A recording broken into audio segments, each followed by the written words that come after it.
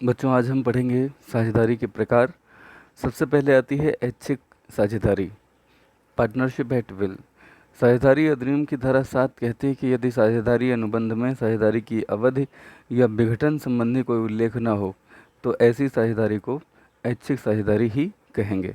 ऐसी साझेदारी में कोई भी साझेदार किसी भी समय सहमति से या किसी एक साझेदार द्वारा समापन की सूचना दिए जाने पर साझेदारी छोड़ी जा सकती है। ठीक है।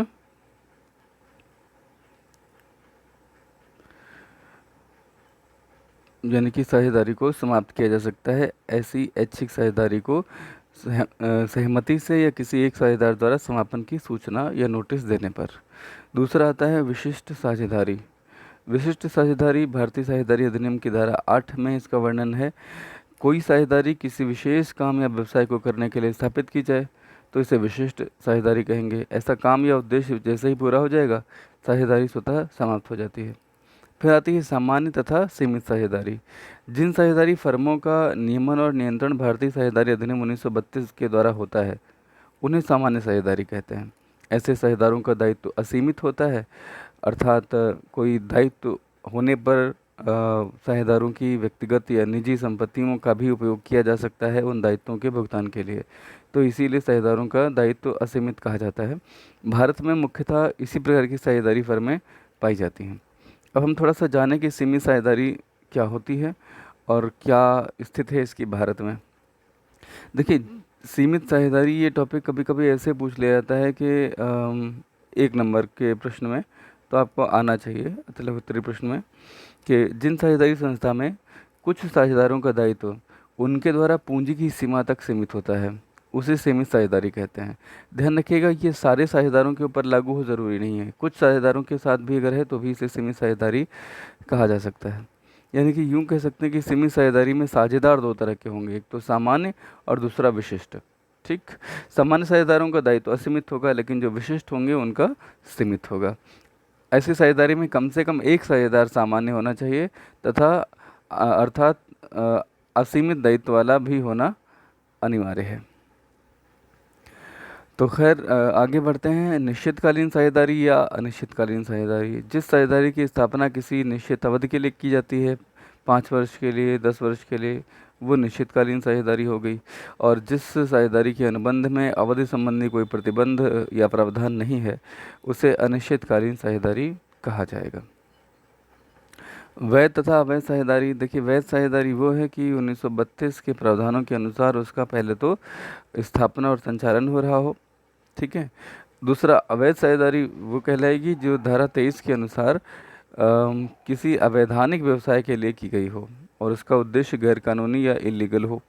ऐसे व्यवसाय के सदस्य किसी प्रकार का अनुबंध नहीं कर सकते, ना तो वे स्वयं न्यायालय में कोई वाद प्रस्तुत कर सकते हैं, ना ही कोई अन्य व्यक्ति उन पर वाद प्रस्तुत कर सकता है। वाद प्रस्तुत करना अर्थात मुकदमा करना।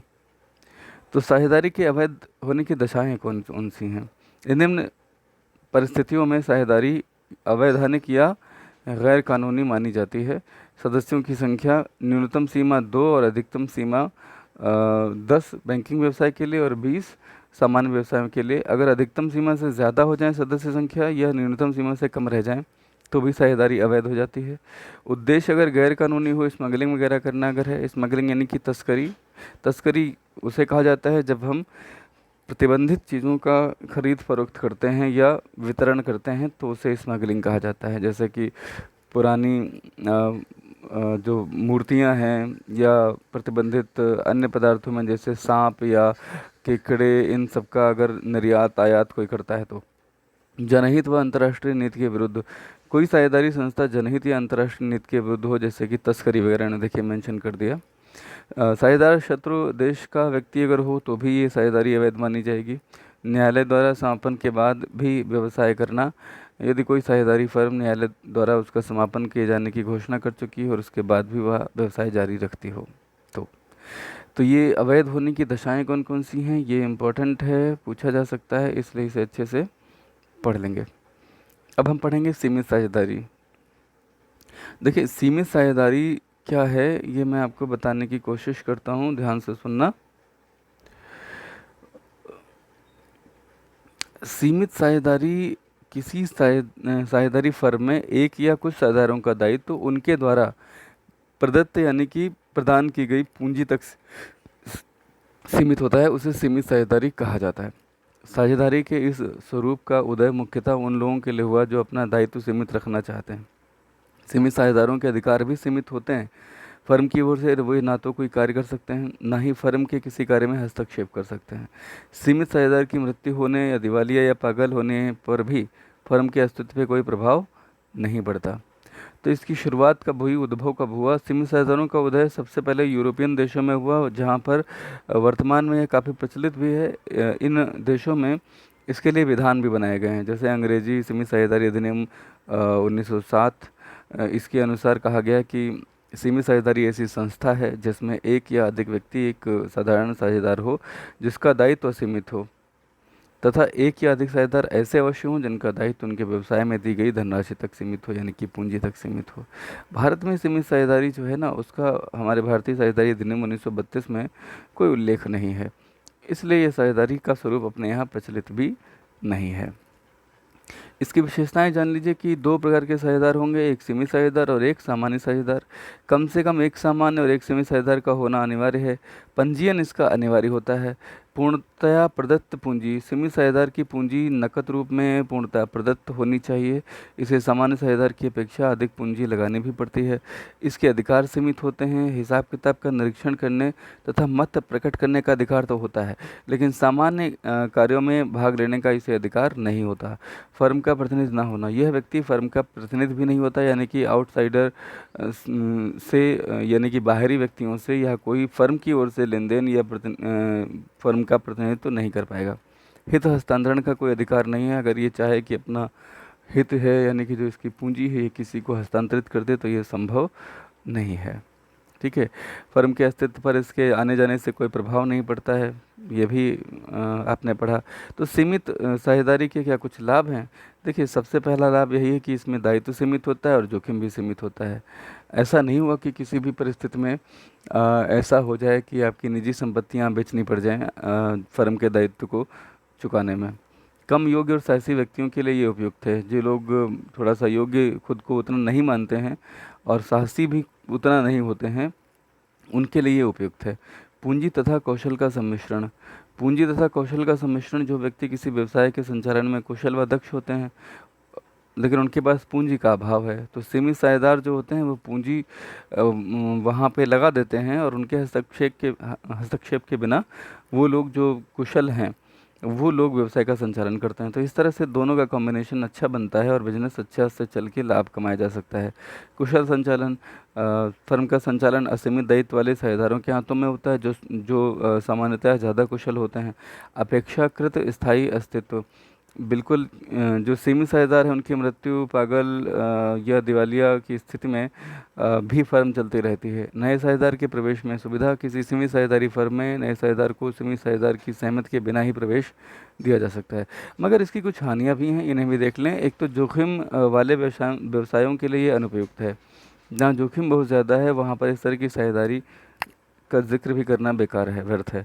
सीमित अधिकार, ऐसा साझेदार जिसके दायित्व सीमित हैं उसके अधिकार भी बहुत सीमित हो जाते हैं। वो ना तो फर्म के संचालन में अधिकार हिस्सा ले सकता है, ना ही वह किसी अन्य व्यक्ति से कोई प्रतिनिधित्व कर सकता है फर्म का।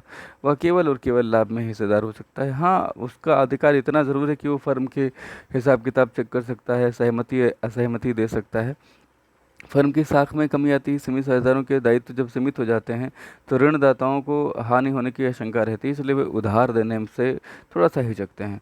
अल्पमत के साथ कपट संभव, कुछ सामान्य साझेदार सीमित साझेदार परस्पर मिल जाते हैं और वे कपटपूर्ण व्यवहार करके अल्पमत वाले साझेदार जिनका की हिस्सेदारी कम है, जिनका लाभ में हिस्सा कम है, कभी कभी उनके साथ वो कपट व्यवहार करते हैं। गोपनीयता का अभाव, सीमित साझेदारी का पंजीयन कराना अनिवार्य होता है जिसमें सीमित साझेदारी में गोपनीयता घट जाती है।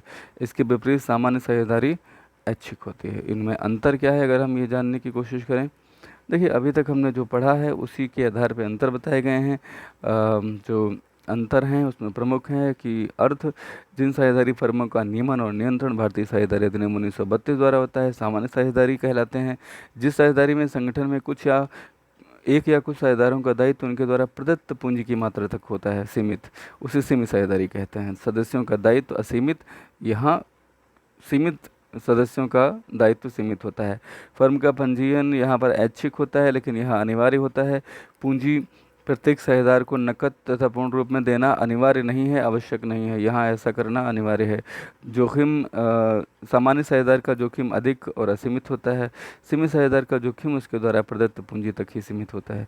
प्रत्येक साझेदार फर्म को फर्म के प्रबंध व संचालन में भाग लेने का अधिकार होता है, यहाँ संचालन में भाग लेने का अधिकार नहीं होता। प्रत्येक साझेदार को प्रत्येक सामान्य साझेदार को फर्म का प्रतिनिधित्व करने का अधिकार होता है, यहाँ पर प्रतिनिधित्व करने का अधिकार नहीं होता।